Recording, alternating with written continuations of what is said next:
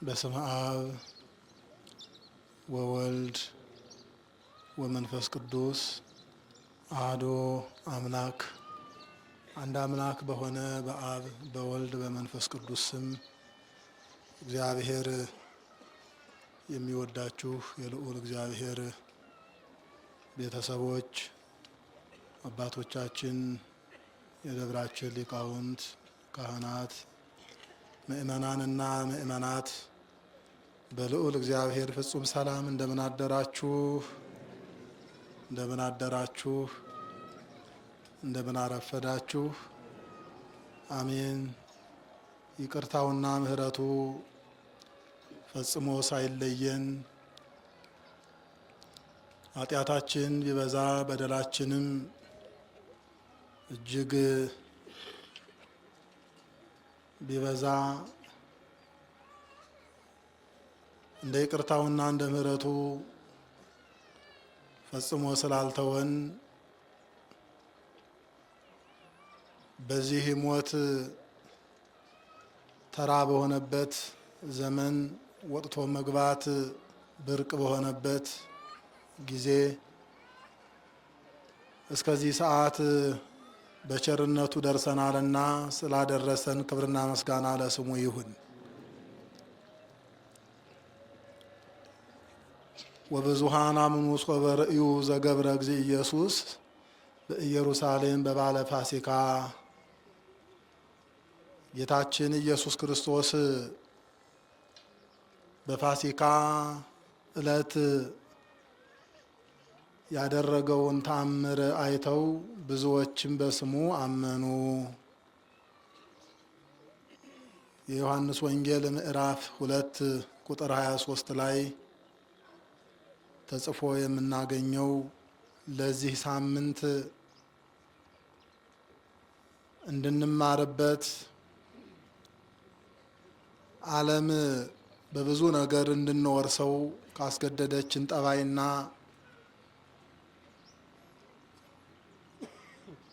የልምምድ ኃጢአት ራሳችንን እንድንለይበት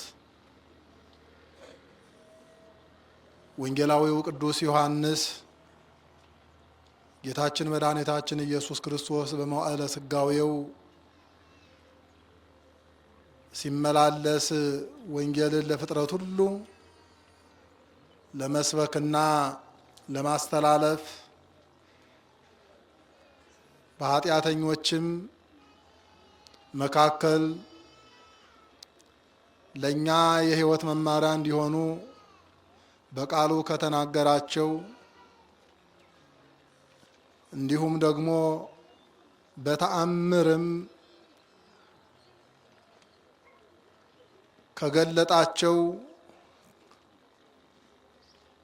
ብዙ ምልክቶች በዚህ የወንጌል ክፍል የተነገረው ቃል ነው። ከትላንት እሁድ ጀምሮ እስከ ነገዋ እሁድ ድረስ ከዮሐንስ ወንጌል ምዕራፍ 2 ከቁጥር 12 እስከ ፍጻሜው ያለው ቃል በእያንዳንዱ አረፍተ ነገር ውስጥ ያለውን የቀደሙት አባቶቻችን በቃልም በሕይወትም በመተርጎም ለዚህ ሳምንት ተገቢ የሕይወት መመሪያ የሚሆኑትን በዚህ የመጽሐፍ ቅዱስ አንቀጽ ሐሳቡን በማብራራት ለቤተ ክርስቲያን መገልገያ እንዲሆን ለሥርዓተ አምልኮም በመስራት አስተምረውናል። የቤተ ክርስቲያናችን የአምስተኛው ምዕተ ክፍለ ዘመን ሊቅ ቅዱስ ያሬድ ይህንን ሳምንት ስያሜ ሰጥቶ ምኩራብ ብለን እንድንጠራውም ለዚህ ሳምንት ፍጹም የሆነ መልእክት እንድንወስድ ስያሜውን ትርጓሜውን የቤተ ክርስቲያን መንጻትና መቀደስ መልእክት እንድንወስድበት ምኩራብ ወይም ቤተ ጸሎት ተብሎ እንዲጠራ ቅዱስ ያሬድ በድርሰቱ አስቀምጦልናል። እንግዲህ ከዚያን ጊዜ ዘመን ጀምሮ ቤተ ክርስቲያን ቅዱስ ያሬድ የሰጠውን ስያሜ ተከትላ የአብይ ጾምን መግቢያ እስከ መውጫው ድረስ በዝማሬው የመጠሪያ ስያሜ ተሰጥቷቸው የመጀመሪያውን ዘወረደ፣ ቀጥሎ ያለውን ቅድስት፣ ሶስተኛውን እሁድ ምኩራብ እያለ የሰየማቸውን ስያሜ አብነት ማድረግ በአብይ ጾም ያሉትን 8 ሳምንታት የሕይወት መማሪያና መመሪያ እንዲሆኑ የመዝሙር ስያሜ ሰጥቶ እያንዳንዱ 8ቱም ሳምንታት በተሰጣቸው ስያሜ ይሄው እስከ ዛሬ ቤተ ክርስቲያን እያንዳንዱን ሳምንት ከመጽሐፍ ቅዱስ ጋር የተሰጠውን ስያሜ በመመርመርና መልእክቱን ለሕይወት መመሪያ በማድረግ ቅድስት ቤተ ክርስቲያናችን እስካሁን ድረስ በዚህ እየተመራችበት ትገኛለች። እንግዲህ የዚህ ሳምንት ስያሜ ቁም ነገሩ እስካሁን ካለፉት ከሁለቱ ሳምንታት ጋር በቅደም ተከተል ሲቀመጥ ለምእመናን ግልጽ የሆነ የሕይወት መመሪያ የያዘ ነው። ምእመናን የመጀመሪያው ዘወረደ ከሰማይ የወረደ የማይታይ የማይጨበጥ የነበረ በዘፈቀደ እነሱ በሚረዱት ልክ ለነቢያት ሲገለጥ ሲናገር ምስጢሩን ሲገልጽ የነበረ እግዚአብሔር በሥጋ ተገልጦ በአጭር ቁመት በጠባብ ደረት ተወስኖ በዘመኑ የነበሩ ሰዎች እንዲያዩት አብሮም እነሱ ጋር መመላለሱን መሰረት በማድረግ ከሰማይ የወረደ መሆኑንም በሥጋ የተገለጠ መሆኑንም በሚገልጡ ቃላት ዘወረደ እምሰማይ እምላይሉ ብሎ ከሰማይ የወረደው እርሱ በአይሁድ ጉባኤ በነበሩት ገዥዎች ተወስኖበት ፍርድ ተላልፎበት በችሎት ፊት የቆመና ለእኛ በቀራንዮ ኮረብታ የተሰቀለ መሆኑን የሚያሳይ የመዝሙር መልእክት ነበር። ያ የወረደው ያ ስለኛ የተሰቀለው ያ ስለኛ ወንጌልን ያስተማረው ቅዱስ መሆኑን ደግሞ ሁለተኛውን እሁድ ቅድስት ብሎ ስያሜ ሰጠው። ቅድስት ማለት ልዩ፣ በሴት አንቀጽ ልዩ እንደማለት ነው። የተለየች ቀደሰ ለየ ከሚለው የቤተ ክርስቲያናችን አሁን ሆኖ ነገር ግን በአንድ ወቅት የሀገር መግባቢያ በነበረው የግዕዝ ቋንቋችን ቅዱስ ማለት ልዩ እንደሆነ ሁሉ ቅድስትም ለሴት የተለየች ማለት ነው። እርሱ ከተለዩ የተለየ ፍጥረታትን ያስገኘ የፍጥረታት ሁሉ ባለቤት የሆነ ቅዱሱና ልዩ አምላካችን የተቀደሰ ነገር እንደሚወድ ራሳችንን ለቅድስና እንድናዘጋጅ እኔ ቅዱስ ነኝና እናንተ ቅዱሳን ሁኑ ብሎ ያስተማረውን ቃል መሰረት አድርጎ ስለ ሰንበት ቅድስና፣ ስለ ሰው ቅድስና፣ ስለ እግዚአብሔር ቅድስና ሰዎች ራሳቸውን እንደ እግዚአብሔር ቅዱስ እንዲያደርጉ ሁለተኛው እሁድ መልእክት የያዘ እንዲሆን ቅዱስ ያሬድ ይህንንም ስያሜ የሰጠው ከሰማይ የወረደው እርሱ ቅዱስ አምላክ ቅዱሳን እንድንሆን የሰጠውን መመሪያ ሁላችን ቅዱሳን እንድንሆን ቤተ ክርስቲያን የምትሰብክበት ሳምንት ነው። እየሰማችሁ ይህ ነው።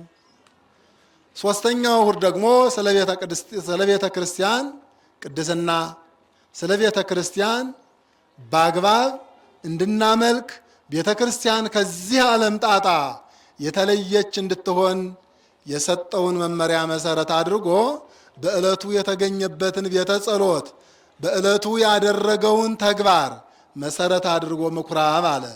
እንግዲህ በዚህ ምኩራብ ወይም በዚህ ቤተ ጸሎት ከሰማይ የወረደውን እግዚአብሔር እኔ ቅዱስ ነኝና ቅዱሳን ሁኑ ብሎ ያስተማረውን እግዚአብሔር በልዩ ራሳችንን ከዓለም በመለየት እንድናመልክበት ቤቱ ከዚህ ዓለም ቁስና ከዓለማዊ አሰራር ልዩ እንዲሆን ቤተ ክርስቲያን አምላኳ መድኃኒቷ ኢየሱስ ክርስቶስ የሰጣትን መመሪያ የምትተገብርበት ሳምንት ነው። በዚህ ሳምንት ውስጥ እንደምታስታውሱት ጌታችን መድኃኒታችን ኢየሱስ ክርስቶስ በቃና ዘገሊላ ሰርግን ካደረገ በኋላ በሰርጉም መካከል ትልቅ ተአምር ካደረገ በኋላ የእናቱን የእመቤታችን የድንግል ማርያምን አማላጅነት ግልጽ ካደረገ በኋላ የመጀመሪያውን ተአምር አድርጎ ደቀ መዛሙርቱ እንዲያምኑበት ካደረገ በኋላ ወእምድኅረዝ ከዚህ በኋላ ወደ ቅፍርናሆም ሆሩ ሀበ ቅፍርናሆም ውእቱ ወእሙ ወአሃዊሁ ወአርዳኢሁ ይለናል። እሱም እናቱም ደቀ መዛሙርቱም ወንድሞቹም ከዚህ ነገር በኋላ ወደ ቅፍርናሆም ሄዱ። እየሰማችሁኝ ነው? ከምን ነገር በኋላ? ያልኳችሁን ታምር አድርጎ የሰርጉን እንቆቅልሽ ፈትቶ ማን እንደሆነ በሰርጉ በተገኙት ሁሉ ራሱን ገልጦ ውሃውን ወደ ጠጅ ለውጦ እናቱ የለመነችውን ልመና መልሶ የመጀመሪያ ታምር ከቆሮንቶስ ከጾም ተመልሶ በሶስተኛው ቀን ይህንን ታምር ካደረገ በኋላ ወደ ቅፍርናሆም ከእናቱ ከድንግል ማርያም ጋር አብረውት ተአምር ሲደረግ ካዩ ከደቀ መዛሙርቱ ጋር አይሁድ እንደሚመስላቸው ወንድሞቹ ብለው ያሙ የነበረውን የአይሁድ ሐሜት እንዲሁም ደግሞ በስጋ ያሳዳጊው የዮሴፍ ልጆች ከሆኑት ከነ ስምዖንና ከሌሎቹም ወንድሞቹ ተብለው ከተጠሩት ጋር ከቃና ዘገሊላ በገሊላ አውራጃ ቃና ከምትባል መንደር ተነስቶ ወደ ቅፍርናሆም ሄደ። በዚያም ጥቂት ቀን ተቀመጠ። ብዙም አልነበረም።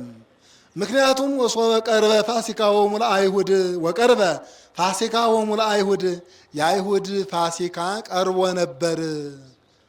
ስለዚህ የአይሁድ ፋሲካ የሚከበረው በኢየሩሳሌም ስለነበረ በቅፍርናሆም ብዙም አልቆየም። ወደ ኢየሩሳሌም ይህንን የፋሲካ በዓል ለማክበር ሄደ። በኢየሩሳሌም በዓል ለማክበር ከበዓሉ አስቀድሞ 4 ቀን 5 ቀን በፊት ለዚህ በዓል መውጣት ስርዓት ነበር። ምክንያቱም መንጻት ይሉታል።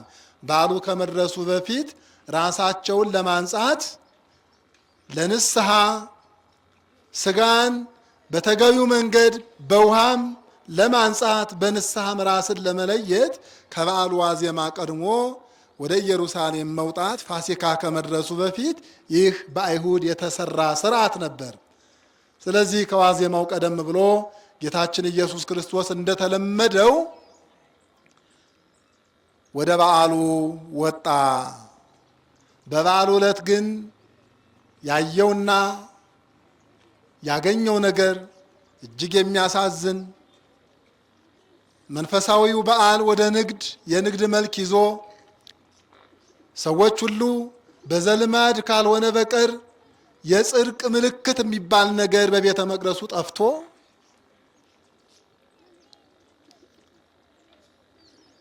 የበዓሉ ድባብ ወደ ንግድ ተለውጦ ሰዎች ሁሉ በበዓሉ የሚደረገውን የጸሎት ስርዓት ሁሉ ትተው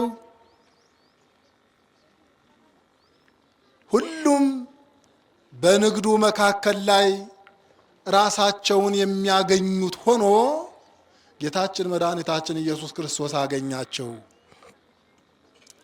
ስርዓቱ ሁሉ ቀርቷን፣ ለበዓሉ ይደረግ የነበረው የጸሎት ጊዜ ጠፍቷን፣ መንጻት የሚባለው ነገር ሁሉ ቀርቷን፣ የቤተ መቅደሱ ከባቢና አውደ ምሕረቱ በበጎች፣ በፍየሎች፣ በጊደሮች፣ በርግቦች ተሞልቷል። አውደ ምሕረቱ ሁሉ የርግብ መደርደሪያ ተሰርቶበታል። ግማሹም የበጎች መሰብሰቢያ ሆኗል። የጊደሮችና የከብቶችም ማጎሪያ ሆኗል። ሰውና ከብቱ ሰውና እንስሳው ተደበላልቋል። ስርዓተ አምልኮው ጠፍቷል። የእግዚአብሔርን ድምፅ የሚናገሩት ካህናት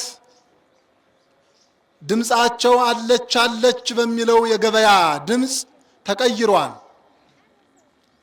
በዚህ ጊዜ ጌታችን ኢየሱስ ክርስቶስ ይህንን ባየ ጊዜ ምን የሚል ይመስላችኋል ምእመናን? ቅዱስ ዮሐንስ ወንጌላዊ ይህንን ሲነግረን ይህንንም ባየ ጊዜ አዘነ። ዝምም አላለም። ጅራፍም አነሳ፣ ከብቶቹንም ገረፈ፣ በጎቹንም አባረረ፣ ርግቦች የሚሸጡበትንም መደርደሪያ አፈረሰ፣ በጅራፍም እየገረፈ አስወጣ። ሰዎቹን ግን እንዲህ አላቸው፣ እንደነሱ አልገረፈም። ሰው የሚያስብ የሚያውቅ ከሌሎቹ እንስሳት ከደመ ነፍስ ከሆኑት በተለየ መልኩ ሁሉን የሚረዳ የተሰጠውን የሕይወት መመሪያ ጠንቅቆ የሚያውቅ ነገር ግን ለመተግበር የተቸገረ በመሆኑ ከጅራፍ ይልቅ ንግግርን ነው ያስቀደመው። ቤቴ የጸሎት ቤት ይባላል፣ እናንተ ግን የወንበዴዎች ዋሻ አደረጋችሁት ብሎ ለነሱ ይህን ቃል ተናገረ። ቤተ መቅደሱን ግን ጅራፍ አንስቶ በዙሪያው ያሉትን ሁሉ እንስሳና የአዕዋፍ ዝርያዎችን አባረረ።